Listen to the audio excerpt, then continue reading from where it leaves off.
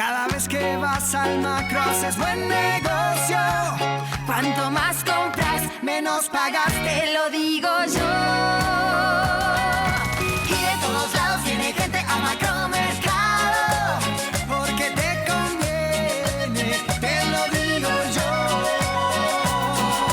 Y de todos lados viene gente a Macromercado. Cuanto más compras, menos pagas, te lo digo yo. Macromercado. Cuanto más compras, menos pagás. La verdadera amistad te dice las cosas de frente, aunque muchas veces no te guste. Porque tiene la honestidad por virtud y es auténtica. Prioriza la confianza por sobre todas las cosas. Es que la amistad asume el compromiso de estar siempre, sobre todo en las malas, para que cuando lleguen las buenas sean una verdadera fiesta. No importa el momento, la hora o el lugar, su voz siempre te hace sentir como en casa. Caras y caretas, una voz amiga. Suscríbete ahora.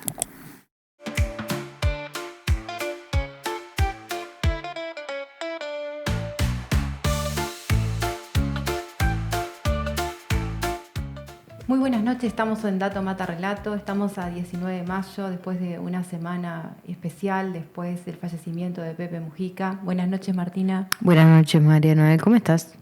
Bien, todavía un poco conmocionada, impactada, como estamos creo que casi todos los uruguayos y las uruguayas y el mundo entero.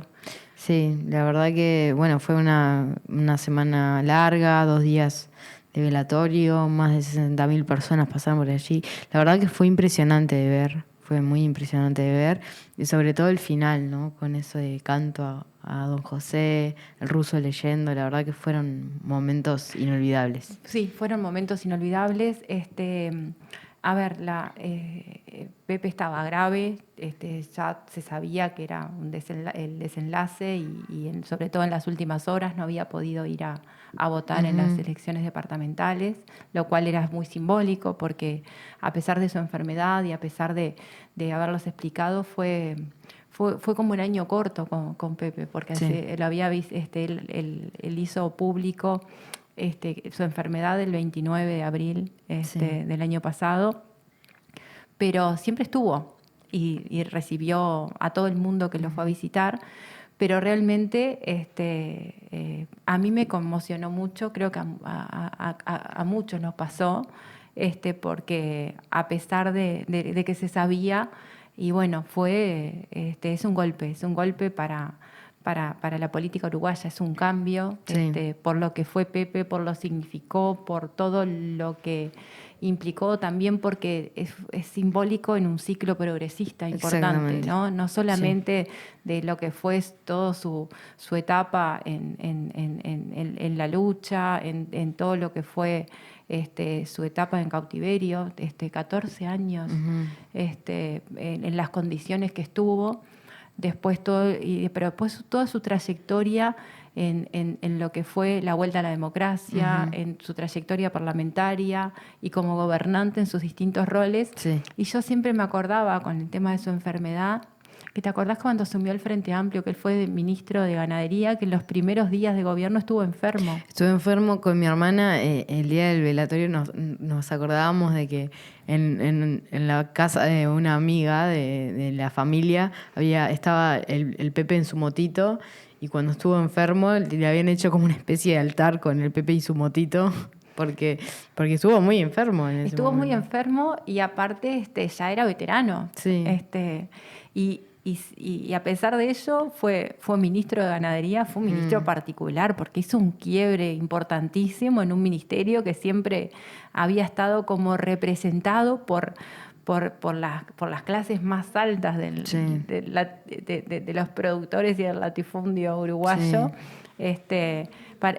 Reviviendo cosas muy importantes que tenía el Pepe, muy arraigadas a la tradición rural, a los pequeños y medianos productores, porque era un hombre que, además de toda su impronta política y social, de ser un gran estadista y un filósofo, tenía mucho con el tema del campo, del riego y de revalorizar cosas que eran como, por ejemplo, todo lo que es el desarrollo rural.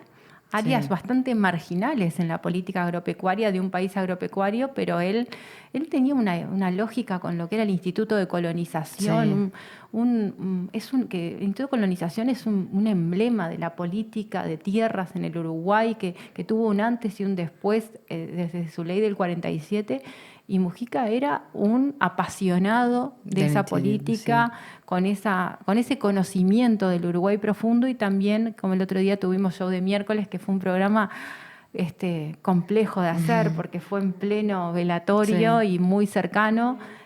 Yo venía al programa muy como afectada, y me encontré que todos los compañeros estábamos en el mismo estado, pero bueno, fue un honor también estar en ese Sí. lugar ese día. Yo quería recordar también la política de trazabilidad del ganado que tenemos Sí. en Uruguay. Surge durante su Ministerio de Ganadería.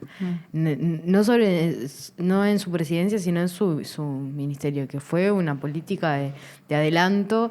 Yo he conocido legisladores de otros países que quieren replicar lo que es nuestra política de trazabilidad. La trazabilidad del ganado es una política modelo y que puso un antes y un después en la generación de información, pero también en la exportación de ganado, en la posibilidad esa de tener, y que puede ser reproducida en otro tipo de producciones. No vas a poner una caravana a un grano, pero hay Sí. también políticas de trazabilidad en grano que permiten esa cuestión de la trazabilidad del ganado. Es increíble, pero habiendo recién asumido el Frente Amplio y después de 5 años de gobierno de derecha con también con muchas resistencias desde los sectores productivos mismos, a veces a la trazabilidad del ganado, que ahora hace pocos días, y es un tema que deberíamos capaz poner en nuestra agenda de temas a tratar, se hizo un llamado para una nueva, una modernización, una adecuación Sí. de lo que es la trazabilidad ganadera. Sí, con el INIA, Con el INIA, ANI. con la ANI liderando el Sí. proceso. Así que bueno, en realidad lo que no podemos dejar de mencionar en este programa es un poco las cosas que se lograron en el gobierno de José Pepe Mujica. A ver, venimos de días donde no solamente, primero que nada, el Uruguay entero conmocionado, lo que fueron esa pasada de la gente Sí. por el Palacio Legislativo, lo que fue la recorrida, donde fue la emoción y la tristeza de la gente, la niña que se acerca a Lucía, ese canto a Don José de parte de Mario Carrero, un compañero que aparte es muy cercano a Sí. ellos y que también son un símbolo de lo que es las tradiciones Sí. uruguayas y que además son gente que uno cercana, Sí, vecina, sí. que los ve en la calle, en particular conmigo vecinos. pero a mí me emocionó mucho la voz de Mario, aparte fue impresionante en el Sí. las imágenes del Palacio Legislativo, y a mí una cosa que también me llenó de emoción fue esas personas que trascienden y nos trascienden en el mundo, la admiración que la gente tiene por Mujica y también por Uruguay junto con Sí. Mujica en el mundo, en el reconocimiento porque bueno, también las clases políticas del mundo, a veces inclusive siendo de izquierda, son distintas a lo que es la cercanía que tiene sí. el mundo político uruguayo. Sí. Y en eso sí que vivimos de un país de privilegio. Pero sí, y repasando un poco algunos apuntes antes de entrar en algún otro tema, el gobierno de Pepe Mujica fue parte de un ciclo, y ahí te pido que me ayudes Sí. igual, de un ciclo, fue parte del primer ciclo progresista en el gobierno, que va a marcar un antes y un después en lo que es la concepción de un estado de cercanía, de políticas de desarrollo, de lo que para mí fue lo que se concretó con una verdadera reforma del Estado a través de lo que fueron entre el primer gobierno de Tabaré, el gobierno de Mujica y el tercer gobierno de Tabaré, que ya agarró en una caída con una realidad económica internacional más compleja, pero que lograron consolidar una reducción sostenida en la pobreza, que se alcanzó los niveles más bajos de desigualdad en el país, pero que también consolidaron políticas de Estado que fueron únicas. Desde el Plan Ceibal, la trazabilidad ganadera que mencionaba Martina, La transición energética. la transición energética. Uruguay dispone de un 99% de energías renovables, lo indispensable para temas que hoy están en agenda, que si no podríamos hablar, como es esto del hidrógeno verde. La gente tiene que saber que hoy podemos hablar del hidrógeno verde porque Uruguay dispone de una matriz energética que llega al 99% de renovables. Otro tema que también fue de controversia, hasta con el propio Tabaré Vázquez, la despenalización de la interrupción voluntaria del embarazo, tema que hoy vuelve a estar en agenda, donde los movimientos feministas buscamos avanzar en lo que es la despenalización del aborto, pero no podríamos estar hablando hoy de la despenalización del aborto si no hubiera habido la legalización, el IB, ¿no? Como tal. Sí. La política de regulación del cannabis, ¿no? Porque solo Mujica se permitía eso, decir, bueno, vamos a hacer, y empezó el debate todos en contra y siguió para adelante, y hoy en otros lugares se está implementando cuando, una medida que para la opinión pública era fácil de pegarle, ¿no? Sí. Porque sobre todo por esas concepciones más derechistas, de derecha, la legalización del matrimonio igualitario. Un derecho que hoy es algo que es parte de nuestra vida. Entonces, si no se logran esos cambios, no se logra un cambio cultural, incorporar la realidad de lo que son los derechos de las diferentes personas.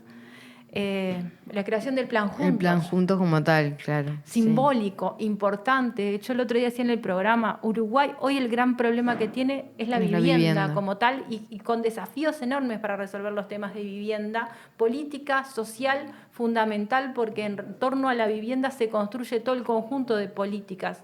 Sí, ¿no? Y un plan juntos que no es solo la vivienda, sino era eso, como desde la construcción de comunidad, desde un montón de valores que no solo garantizan la vivienda, sino que garantizan otras condiciones de vida que acompañan a la vivienda. Y que de alguna forma, como decís, garantizan la verdadera inclusión social, que hoy es uno de los problemas más grandes que tenemos, porque cuando vamos a ver la realidad de la pobreza, lo que tenemos son una segmentación, una segregación absoluta en términos residenciales y en términos de condiciones de vida, que cómo vos vas a garantizar determinados derechos en las condiciones que vive la gente en determinadas zonas, sin acceso a servicios, pero también en condiciones de violencias extremas, como estamos viendo todos los días. Y también condiciones óptimas en el mercado de trabajo, que también se fueron construyendo cuando en el 2005 se reconstruyeron, se volvieron a llamar a los consejos de salario, ¿no? Después de que en el gobierno de la calle Herrera se habían dejado de convocar a los consejos de salario, y se abrieron mucho más mesas de negociación y se establecieron pautas salariales para la verdadera recuperación salarial, y se convocó en el 2008 al Consejo de Salarios para los Trabajadores Rurales y también para las empleadas domésticas, grupos históricamente marginados de lo que era la negociación y los derechos laborales, y también con dificultades para la sindicalización por las propias características de estos dos tipos de actividades. O sea, grupos que realmente y han sabido aprovechar los espacios de negociación colectiva. Yo debo decir, y es otra política del gobierno de Pepe Mujica en particular, la ley de responsabilidad penal empresarial. Que tan discutida, ¿no? Porque, pero a ver, lo importante que esté esa norma, una norma que fue tremendamente combatida a nivel empresarial y a nivel de los sectores políticos también, pero que no... A ver, y lo más importante de algunas políticas, las políticas que no tienen marcha atrás.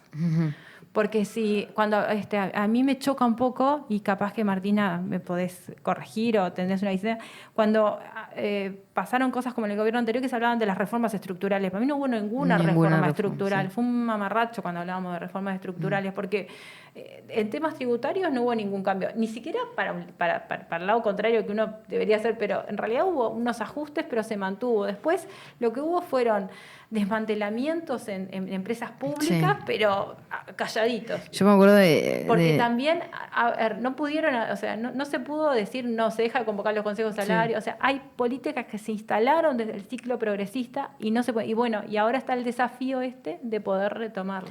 No, la reforma del Estado que que proponía este último gobierno y que terminó en una ley con algunos artículos que reformaba algunos, que al final tocó a 3 ministerios, o sea, no pudieron hacer nada desde la Oficina Nacional de Servicio Civil. Y le llevó como 3 años de investigación o algo así para darse cuenta que en realidad son temas mucho más complejos que decir, bueno, hice una reforma estructural. Hasta el recorte es complejo, Sí. pero sí es cierto que dejaron muy desarmado Sí. muchas áreas importantes del Estado y que con esa frase común de que el Estado es muy grande y las ineficiencias, en realidad después se terminan atacando Sí. políticas y fortalezas que son importantes a la hora de garantizar derechos a la gente y todavía con un déficit fiscal lamentable. Sí. Ni siquiera lo tuvieron que seguir midiendo, ¿no? Sí. Pero bueno, a mí me parecía que no podíamos dejar este programa sin mencionar que entre el 2006 nomás y el 2018 la pobreza pasó de 32,5 a 8,1. Que se alcanzó los niveles más bajos de desigualdad en la historia del Uruguay, con una mejora notable en lo que es el índice Gini, el índice, la vedette de la medición de la distribución del ingreso, y que además es un indicador famoso porque cuesta mucho moverlo. Cuando se mueve el Gini es porque las cosas o mejoraron o se complicaron, Claro. como recientemente. Y después otra política que fue la descentralización, otra cosa, la creación de la UTEC. Bueno, Yo creo que sí. nadie daba un boleto cuando Mujica largó el tema de la UTEC. Y hoy son centros de referencia, Sí. súper bien instalados, donde la gente tiene posibilidades de estudiar y posibilidades de inserción laboral. Y aparte que tenían una política que, bueno, ahora se está como retomando con esto del ecosistema de ciencia y tecnología, que en su momento, durante el gobierno de José Mujica, fue que se avanzó bastante en descentralización de la Universidad de la República y además del desarrollo de la UTEC, lo que generó también polos de investigación referidos a la importancia de las cosas locales. No es que la UTEC se instaló con carreras repetidas, sino que tienen un valor agregado para lo que es la ciencia local y la tecnología local. Y eso es muy importante y se armaron los polos de desarrollo universitario que implica a la Universidad de la República y a la UTEC, y se instalaron y tienen líneas de investigación que son fundamentales. No sé, en Salto tenemos un laboratorio de virología que trabaja con enfermedades infecciosas a nivel de países limítrofes. O sea, son laboratorios que trabajan en temas que le preocupan a ese territorio en particular y que generan un plus a lo que es el país. Y me parece importante esto, porque ahora estamos como de nuevo repensando la política el PENCTI, el programa el Programa Nacional de Ciencia y Tecnología. El primero se desarrolló durante el gobierno de José Mujica. Todavía no hay un segundo PENCTI.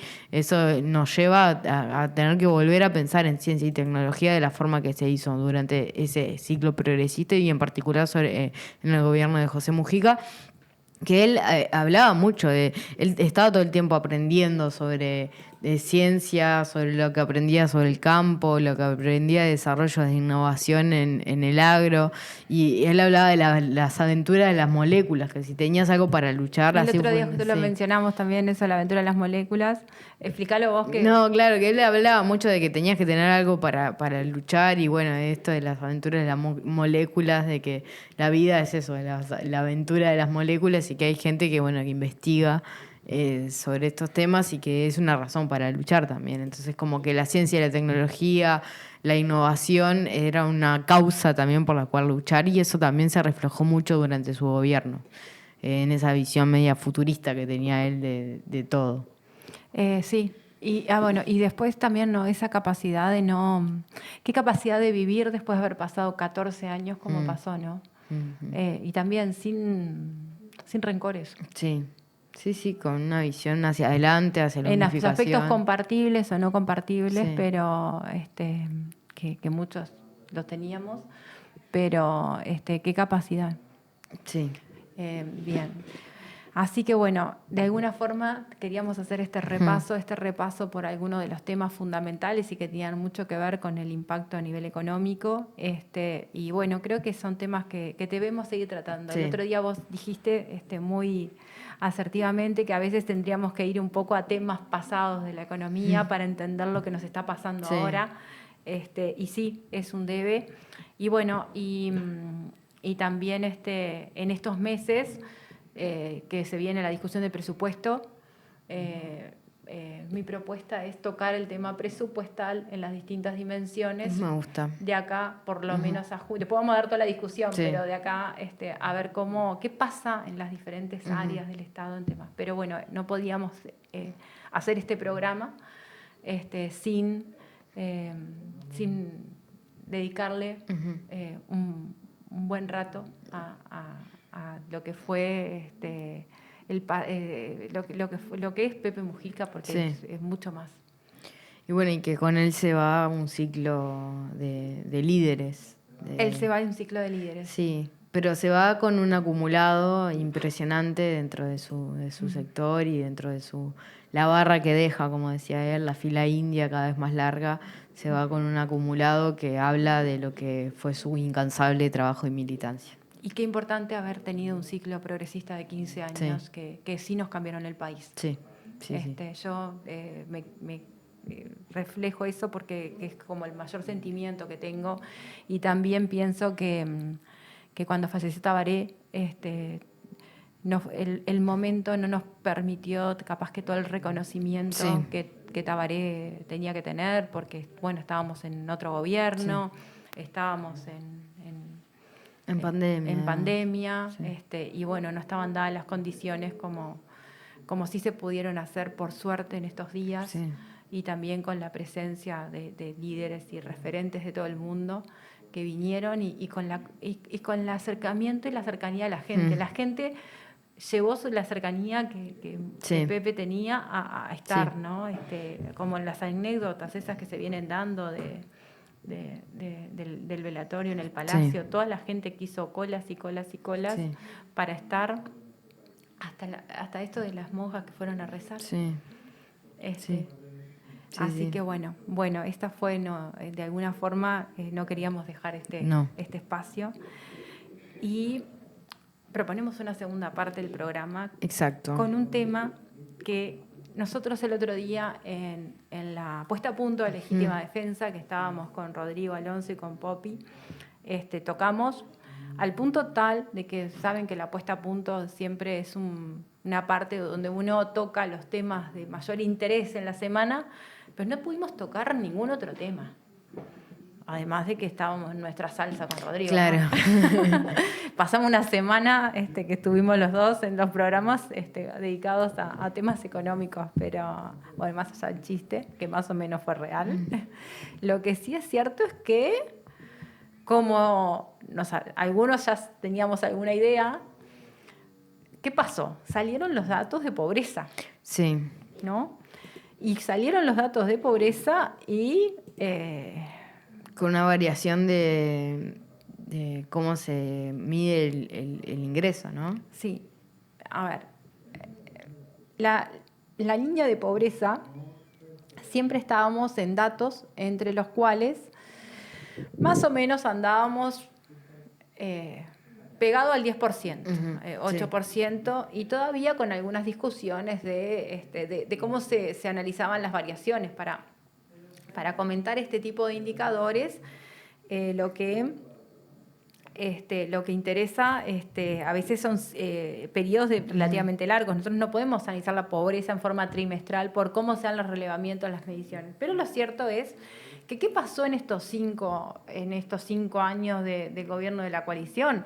Pasó que se mantuvo la medición de la pobreza sin la actualización metodológica necesaria que requiere la medición del índice de la pobreza.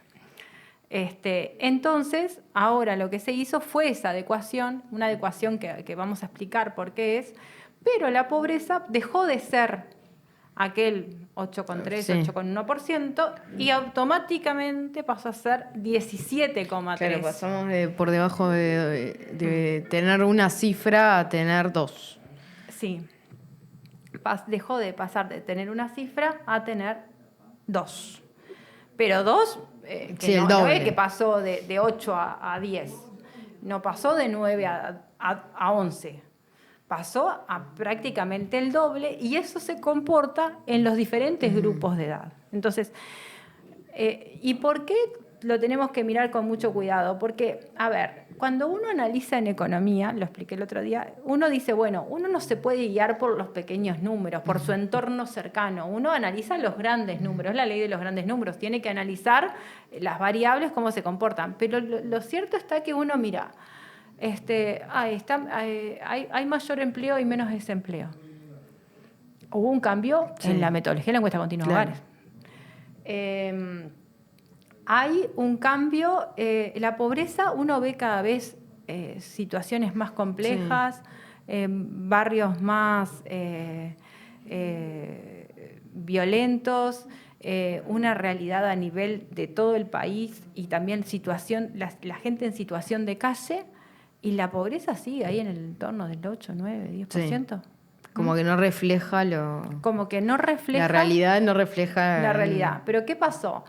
La medición de la pobreza, que es la medición de la pobreza a través del método del ingreso, lo que hace es medir, de alguna forma, todos los hogares y las personas que están en esos hogares a través del ingreso. Entonces, la línea de pobreza lo que hace es decir, bueno, se construye una canasta básica, una canasta promedio, que no necesariamente es la canasta de consumo de ninguno en particular. Eso se hace a través de las encuestas de gastos ingresos, que en Uruguay se hacen cada 10 años, es recomendable para cada 5, pero son encuestas muy costosas, muy complejas de construir. Entonces en Uruguay se hacen cada 10, entonces cada 10 años se actualiza esa canasta, que es el consumo promedio. Y después lo que se hace es, se valoriza esa canasta, se va en forma periódica a través del IPC y de los precios actualizando el valor de esa canasta, y después se mide con la encuesta continua de hogares el valor de los ingresos de los hogares.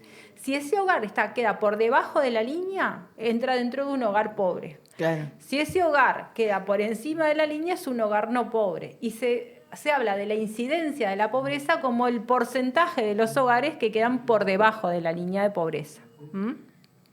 Después todavía hay que ver qué pasa a los que están ahí cerquita, Claro. ¿no? No soy pobre, pero Yo, estoy casi a pegada. ver si entiendo algo de por qué actualizamos la canasta cada 10 años y no sabe, o sea, yo mido, por ejemplo, en 2006 era que se había medido por último. En 2006, pero se había medido en 2006, 2017 y en 2017, pero nunca se llegó a actualizar por 2017. Ahora, midiendo... O sea, lo que hacían eran, aumentaban, se ajusta con el IPC, pero a veces la gente tiene otro comportamiento de consumo, lo que cambia la canasta básica.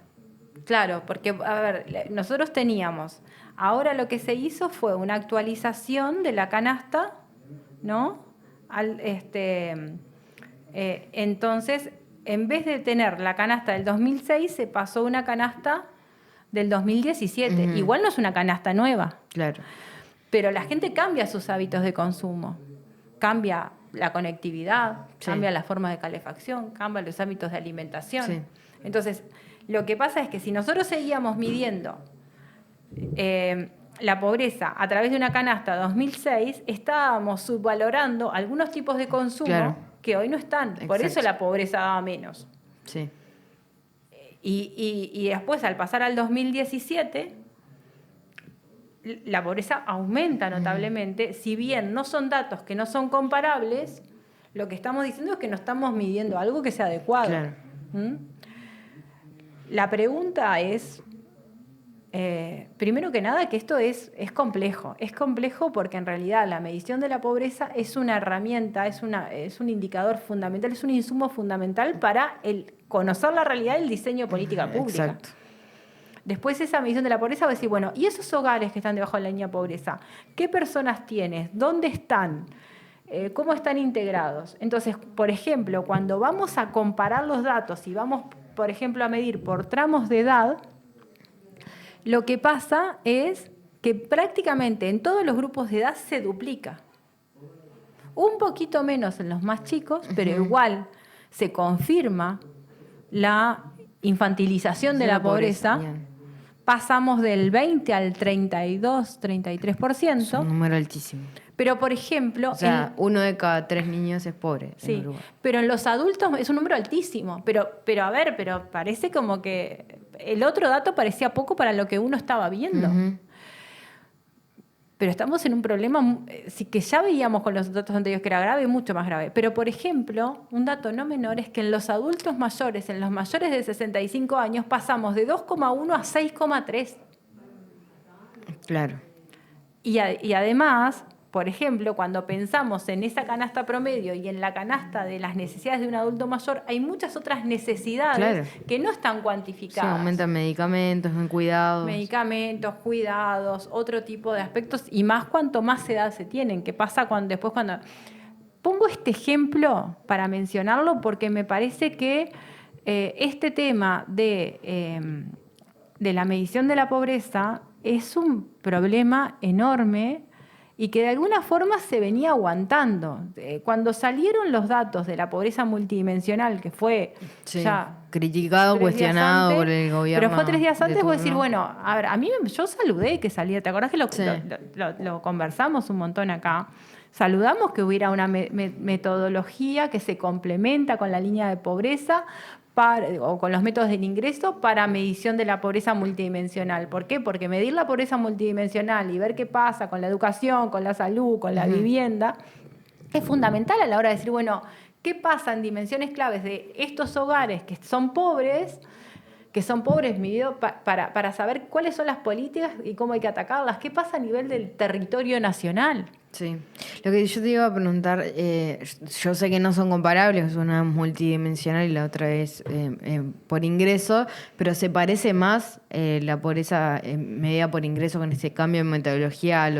¿Se acerca a lo que era la pobreza multidimensional? Bueno, en realidad te acordás, Martí, que cuando nosotros vimos el tema del indicador de pobreza multidimensional, el nivel de pobreza era mucho más alto, lo cual parecía razonable. Cuando hablamos de pobreza multidimensional, estamos midiendo una estructuralidad más importante de la pobreza que método de ingreso que tiene muchas más variabilidades. ¿Por qué? Porque son indicadores muy sensibles a los precios Claro. y a los ingresos también. Entonces, esas pequeñas variabilidades no juegan. Ante una variación chica en el ingreso, los hogares pasan de ser no pobres a pobres o a la inversa.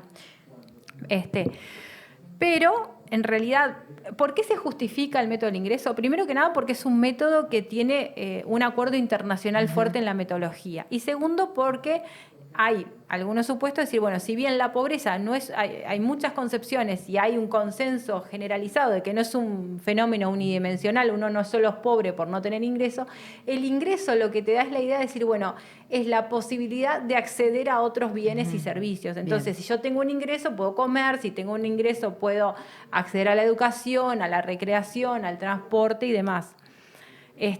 Y otro dato no menor, que sí no quiero dejar de olvidarme, es que con el cambio metodológico la indigencia también crece un montón. ¿A cuánto? Al doble. El doble. Yo te iba a preguntar cuál es la nueva línea de pobreza, o sea, cuál es el ingreso mínimo, si está por ahí. Sí, el ingreso está. Y Como para que la gente se dé una idea en su casa en base a sus ingresos, porque mucha gente trata de decir, bueno, a ver dónde ando yo en esto de la nueva línea de pobreza. bueno, el valor de la línea de pobreza del hogar se mide por... tiene algunas mejoras interesantes en esta nueva medición. Uno es el valor de la línea de pobreza del hogar, se mide por región y por tamaño. Bien. Estaría bueno después tener varias regiones, ¿no? Sí, Porque claro. no es lo mismo vivir en Artigas que vivir en Punta del Este. Sí. ¿Ah? No es lo mismo. Pero bueno, y por el tamaño del hogar, y se mide para 1, para 2 personas y para 3 personas. Y se mide cuando se es inquilino y cuando no se es inquilino. Claro. Porque no es lo mismo el ingreso cuando Sí. tenés una propiedad que cuando no tenés. Sí. Problema importantísimo hoy en la realidad uruguaya con el tema del acceso a la vivienda. De hecho, también es un problema que no solamente se da en las clases más bajas, sino que se está dando en clases medias y sobre todo para las personas más jóvenes el acceso a la vivienda por el costo que tiene.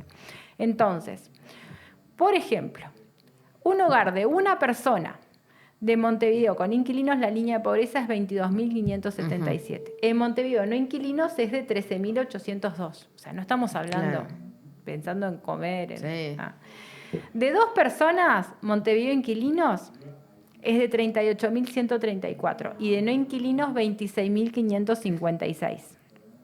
De 3 personas, 52.581 y de Montevideo 38.964.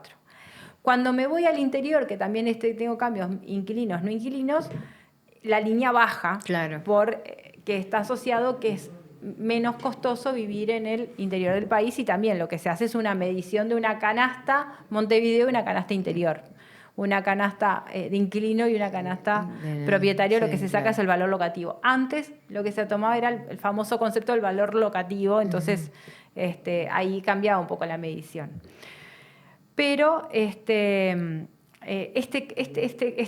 cambio metodológico a mí me pareció importante y que aporta a la medición. Y hace un tiempo había un trabajo que era muy interesante, que era, se hacía una medición de una canasta para los hogares de menores ingresos y que se medía el IPC en los menores ingresos. Es un trabajo que hacía la Facultad de Ciencias Económicas, porque decía, bueno, más allá de que el IPC es promedio, después cuando vamos a los hogares más pobres, tenemos. Concepto no menor es que la pobreza también aumenta mucho en el interior del país.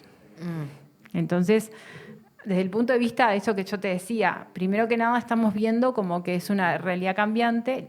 Lo que sí se ve es que cuando se arma el histórico de estas 2 líneas, bueno, las tendencias se mantienen, pero con la línea pobreza nueva, las movilidades son más altas que con la anterior. ¿Y en mujeres? Bueno, y en mujeres también hay un agravamiento. A ver, todos los rasgos de la pobreza se acentúan. De alguna manera. Yo te iba a decir, en todo lo que uno puede pensar que son las poblaciones más vulnerables, terminan siendo, se acentúa. También se vio, a mí, por tramos de edad, también, la pobreza en los menores de 6 años, que se acuerdan que estábamos en 18, 20, estamos en 32,2. Sí, es altísimo. Pero entre 6 y 12 años estamos en 28,1 y entre 13 y 17 años es de 27,5 y baja entre los 18 y 64 años a 15,4 y los de 65 más a 6,3. ¿Qué estamos viendo con esto? Estamos viendo que la pobreza en los menores de edad, menores de 18 años, y anda en el entorno del 30%, 31%, es altísimo. Sí. Y además que la adolescencia muchas veces no es cubierta por las políticas, están enfocadas en primera infancia, en infancia y en primera infancia, pero también vemos que se agravó en lo que es la adolescencia, ¿no? Eso es como un dato que durante el periodo pasado mucho se peleó para que también se mantuviera la alimentación en la educación para educación secundaria, porque en general está enfocada a los escolares, ¿no? Sí. Bueno, y vos me preguntabas el dato exactamente a nivel de las mujeres. Bueno, en el total del país, estamos hablando de la pobreza es del 17,3%. En las mujeres es 16,1%, mientras que en los hombres es 10%. En Montevideo, a nivel de las mujeres es 15,9% y en los hombres 8,8%. Y en el interior del país es mayor en las mujeres 16,2% y en los hombres 10,7%. Claro, estamos hablando casi 7 puntos de diferencia en promedio, 6, 7 La pobreza tiene cara de niño, de joven, de mujer. Sí. Pero también, eso que decía, también aquello que se veía que en los adultos mayores era 2,1, no, es 6,3. Claro. Y con mucho menos estrategias de sobrevivencia en los adultos mayores. Después había que ver qué pasa en los hogares más pobres cuando un adulto mayor es parte del hogar, que es parte a veces de entonces, bueno, realmente estamos en datos complejos, en datos complicados, en datos que yo invito a seguir analizando, a ver en profundidad, pero sobre todo queríamos destacar la importancia de tener esta información ahora. Nosotros, ahora empieza la discusión presupuestal, Yo empieza te el iba a diálogo hacer esa social. pregunta. ¿Qué efecto tiene? Porque hay muchas políticas públicas que utilizan el índice de pobreza por ingresos para decir si te corresponde o no te corresponde cierta prestación, cierto beneficio, desde la asignación familiar universal hasta si te corresponde o no una vivienda del Banco de Previsión Social o si te corresponde comer en un comedor del INDA. Todas esas políticas públicas se definen por este nuevo índice. Eso implica que va a haber más personas que son alcanzadas por estas políticas. Bueno, a ver, se habla mucho del tema de que hay como una visión, se habla mucho de la visión esta de que en definitiva, hay un poco de paralización en el gobierno, como que se esperaban más medidas. Hay varias realidades que están jugando. Una fue la realidad presupuestal. Primero que el presupuesto se sabía que era acotado, terminó siendo mucho más, pero hubo una cantidad de cosas que no se sabían. Hay un tema de responsabilidad ahí importantísimo en cómo empezás después a distribuir la canasta, ¿no? Porque uno escucha cualquier disparate a veces, ¿no? Hoy estaba viendo esto de que Da Silva cuestiona la compra de un campo de colonización, Sí, desastre. como si una cosa fuera, o sea, cuando se maneja un presupuesto público, el presupuesto público tiene múltiples objetivos y muchas cosas que atender, no es una cosa en función de la otra, aunque en el discurso político. Después habían aquello que sí eran bomba de tiempo, pero temas urgentes que atender. Sí. Teníamos el caso del CASMO, el caso de la caja profesional, que no son temas que terminan en consecuencias sistémicas, no es solamente que estoy atendiendo a un grupo, a una empresa o a un colectivo, ¿no? Y a todo eso con una realidad, con muchas complejidades y muchas demandas, y de alguna forma esto es como, no te digo barajar y dar de nuevo, pero sí va a haber que tener un análisis muy detallado que por lo que hemos estado investigando y averiguando, es decir, bueno, no solo por dónde empezamos, sino la complejidad esta que tiene, poder medir y poder ver cómo se adecúan los programas, qué pasa con la gente, cuáles son las problemáticas. Sí va a haber que tener una revisión, sobre todo porque hay algunos compromisos que tienen que ver con el trabajo con la pobreza infantil, con este abordaje de las niñeces, con problemas graves en todos los niveles. Y hay un diálogo social en el medio, Claro, sí. Esto no va a ser ajeno. Y bueno, me parece que acá hay un tema importantísimo y también me parece que una mirada crítica de algo que siempre fue un activo importantísimo que tuvo el Uruguay, independientemente del gobierno de turno que hubo, que fue la estadística pública. Claro, sí. ¿Tá?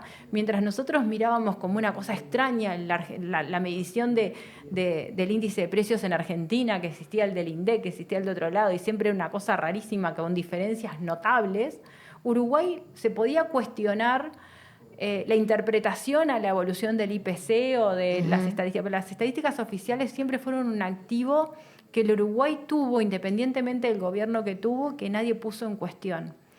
Y de alguna forma, por lo pronto ahora estamos viendo falta de actualización. En el 2000...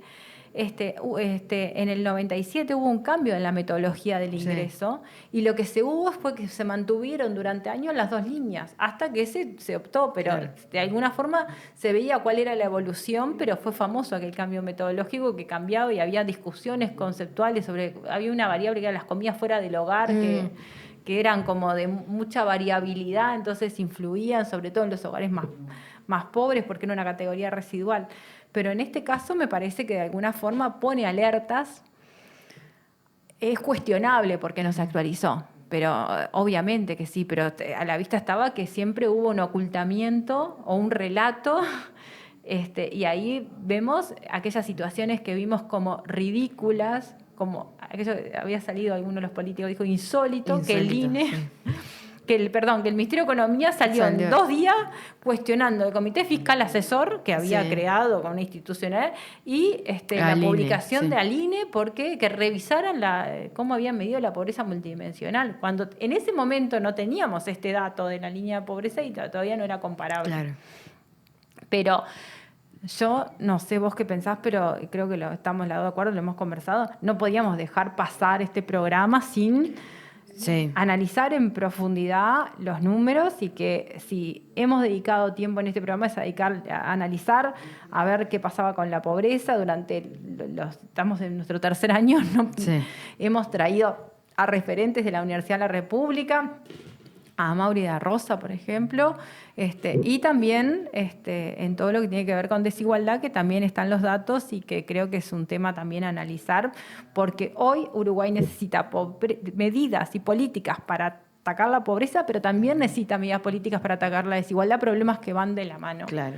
Y que bueno, que ahora empieza un gran debate. Nos vienen meses de muchos temas interesantes, por ejemplo, el tema del presupuesto. Primero la rendición de cuentas del gobierno anterior, ¿no? ¿Y qué rendición vamos a tener ahora? ¿Qué Porque no rendición sabemos. se va a tener? Porque es fantástico, porque ahí va a pintar el panorama para el presupuesto. Es como una pretemporada, digamos. Sí, claro.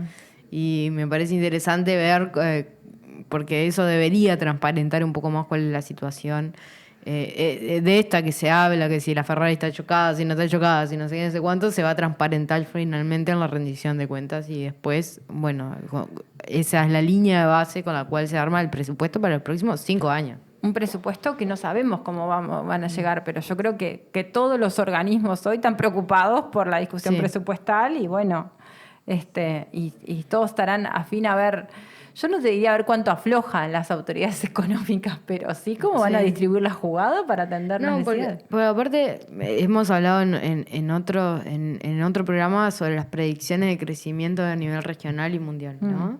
Entonces, Sí. vos tenés que tener la línea de base, que es la rendición de cuentas, en qué situación te dejaron el país, más todas las predicciones sobre crecimiento que hay a nivel mundial y en que también hemos hablado con Daniel Barrio sobre toda esta incertidumbre mundial que hay. Entonces, ¿cómo se sienta uno a escribir un presupuesto teniendo en cuenta todos esos factores, ¿no? Es como, para mí es totalmente desconcertante que la gente pueda realizar una planificación y un presupuesto en un escenario tan complejo.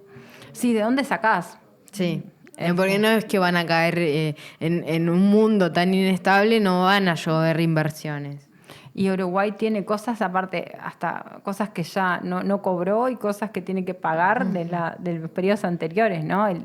Yo creo que esto da para un lindo análisis, un libro, Sí. esto, en lo que pasó Sí. en temas fiscales Lo podemos dividir en capitulitos. Sí, en muchos capítulos, pero de supuestamente gobierno anterior que iba a ser la política. Sí, yo pensé que iban a dejar todas las cuentas, la casa en orden con las cuentas prolijas. No, para mí lo más insólito es eso, que no tuvimos que discutir el dato de déficit fiscal. Tuvimos que esperar a ver cuánto daba. Hubo que cuantificar. Sí, tremendo. Pero bueno. Llegamos al final. Bueno, tenemos mañana Marcha de la Memoria. Uh-huh. Para nosotros es un momento importante, no podemos dejar de mencionarlo. Creo que te invito la semana que viene a hablar de presupuesto y derechos humanos. Ay, me encanta. Sí.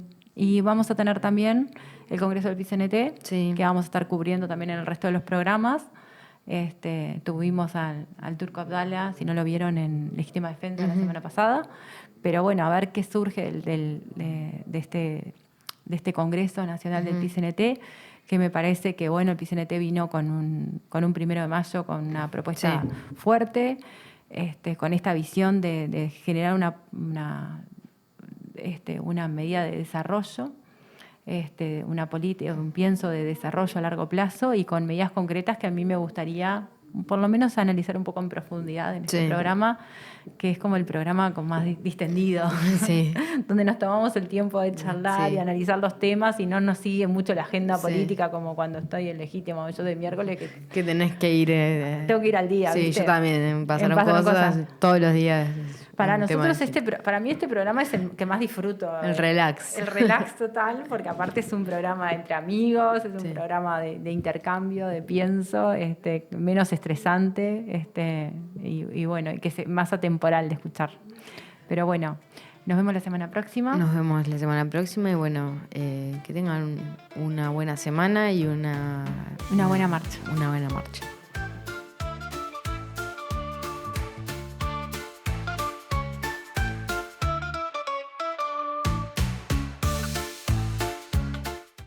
En Brow renovamos nuestra tarjeta de débito y ahora la red Brow Maestro se convierte en las nuevas tarjetas Brow Mastercard Débito, con las que vas a poder disfrutar de un montón de beneficios. Estas nuevas tarjetas te van a permitir hacer tus compras por internet, pagar con la seguridad que brinda la tecnología sin contacto, acceder a todos los beneficios que tenés por ser cliente de Mastercard. Y además, con la tarjeta Brow Recompensa Mastercard Débito vas a poder formar parte del programa de lealtad Brow Recompensa que te permite ahorrar en tus compras. Si querés conocer más de las nuevas tarjetas Brow Mastercard Débito, entra en recompensa.brow.com.uy/débito. Elegí la tuya y comenzá a disfrutar sus beneficios. Brow Mastercard Débito. Úsalas para todo.